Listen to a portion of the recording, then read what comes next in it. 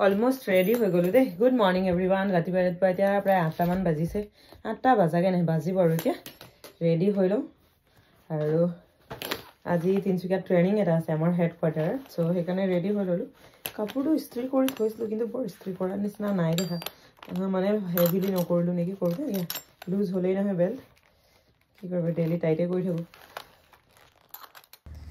কাপোৰ কানি পিন্ধি হৈ গ'ল আৰু লৰাটোলে ভাত অকমান বনাই থলো আজি দিনটোৰ কাৰণে কাৰণ মই নাথাকিম হি নিজে আহি উলিয়াই খাব লাগিব এই ঘৰটো পিন্ধি মই বহুত বেছি ভাল পাওঁ হোৱাইট মানে ভিতৰৰ ডাইলটো বগা হোৱাৰ কাৰণে আজি অলপ সলপ মেকআপ কৰিছো চাব দেই ভালকে আৰু আজি নতুন লিপষ্টিক এটা লগাইছো দেই চাবচোন কালাৰটো ভাল লাগিছে না ইউনিফৰ্মত বৰ বেছি ডাৰ্ক কালাৰবোৰ লগালে ভাল নেদেখে বাৰু ময়ো নিজে জানো তথাপিও নুট কালাৰ বুলি কালাৰ এটা লৈ আহিছিলো সেইদিনা যে কৈছিলো মাৰ লগত বজাৰ যাওঁতে লিপষ্টিক এটা আনিছিলো এইটোৱে কালাৰ আজি লগাই চাইছো ফাৰ্ষ্ট টাইম ট্ৰাই কৰিছো আৰু মেকআপ কৰিছো আজি অলপ সলপ কাৰণ যেহেতু বাহিৰলৈ ডিউটি গলে অকমান হাজি কেছে যাবলৈ নিজৰো ভাল লাগে বাৰু কিন্তু থানাতহে ডিউটি কৰিলে যেনে লাগিছিলে ট্ৰেইনিং খতম আজিৰ দিনটোৰ আৰু আহি গলো হোটেল এখনত আৰু ভাত খাবলৈ ভাতৰ পাতত বহিছো আৰু ভাত খাই মেলি ওলাই গলো আৰু এয়া বহিলো বাছত আৰু আহি আছো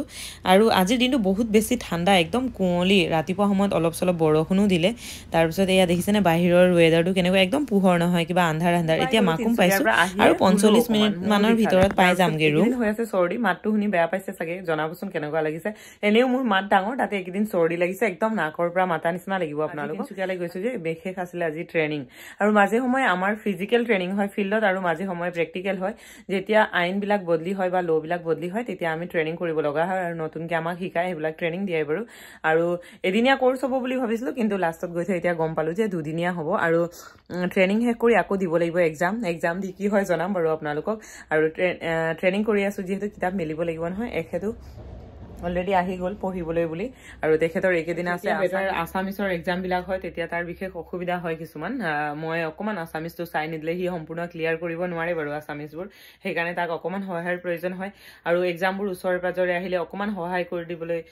কয় আৰু যদি এক্সামৰ আগে অকমান সহায় কৰিলে তেতিয়া তাৰ ক্লিয়াৰ হৈ যায় বাৰু এক্সামৰ ওচৰলৈকে সেইটো কাৰণে অকমান চেষ্টা কৰো সময়বোৰ মিলাই মেলি তাক অকমান সময় দিবলৈ আৰু পঢ়াবলৈ চেষ্টা কৰো আৰু নপঢ়ালেও নহয় যেহেতু মই একেদিন তাক টিউচনো দিয়া নাই অলপ চলপটো চাই দিব বহুত বেছি ধন্যবাদ জনাইছো আপোনালোকক মোৰ এই সৰু সৰু ভিডিঅ বিলাকত আপোনালোকে বহুত বেছি মৰম আৰু মোক উৎসাহ যোগাইছে সেইটো কাৰণে আৰু আগলৈও মই এনেকৈ ভিডিঅ বনাই গৈ থাকিম আৰু চুলিখিনি দেখিছেনে বহুত বেছি বগা বগা দেখিছে চাগে একেদিন কাৰণ সময়ৰ অভাৱ হৈছে আৰু লগতে বতৰ বেয়া সেইকাৰণে হেনা কৰা নাই আৰু হেনা কৰিলে চৰ্দি হৈ আছে আৰু বেছি চৰ্দি হ'ব আৰু গা বেয়া হোৱাৰ চান্সেছ থাকিব সেইটো কাৰণে হেনা কৰা নাই একেদিন আৰু হেনা কৰিলে বা চুলিৰ যদি তেনেকুৱা ধৰণৰ কোনো যতন কৰো তেনেহলে আপোনালোককো মই ভিডিঅ আকাৰে বনাই দেখাবলৈ চেষ্টা কৰিম আৰু মই দীঘল চুলি বহুত বেছি ভাল পাওঁ বা মোৰে বুলি নহয় ৰাখিও ভাল পাওঁ আৰু যদি কাবাৰ বেলেগৰ দীঘল চুলি আছে মই তেখেতসকলকো সুধি মেলি লওঁ কি লগাই কি নলগাই মানে বহুত বেছি এটা হেঁপাহ কিন্তু মাজে সময় কি হয় মানে চাকৰিটোৰ কাৰণে অকমান অসুবিধাৰ সৃষ্টি হয় নোহোৱাও নহয় সময়মতে ধুবলৈ নাপাওঁ সময়মতে নুশুকায় সেইটো কাৰণেই চুলিবোৰ বেছি পকি গৈছে কাৰণ শুকুৱাটো চুলিৰ বহুত বেছি ইম্পৰ্টেণ্ট হয় মোৰ শুকাবলৈ সময় নাথাকে কেতিয়াবা তিতা চুলিয়ে বান্ধি ফুৰিব লগা হয় চলি থাকিব এতিয়া পকি গ'ল যদিও মাজে সময়ে হেনা কৰি থাকো এনেকৈ চলি গৈ থাকিব সো এতিয়ালৈ আহিছো আজিৰ ভিডিঅ'ত ইয়াতে লৈছো বিদায় আকৌ লগ পাম নতুন কিছুমান ভিডিঅ'ৰ লগতে এতিয়ালৈ বাই বাই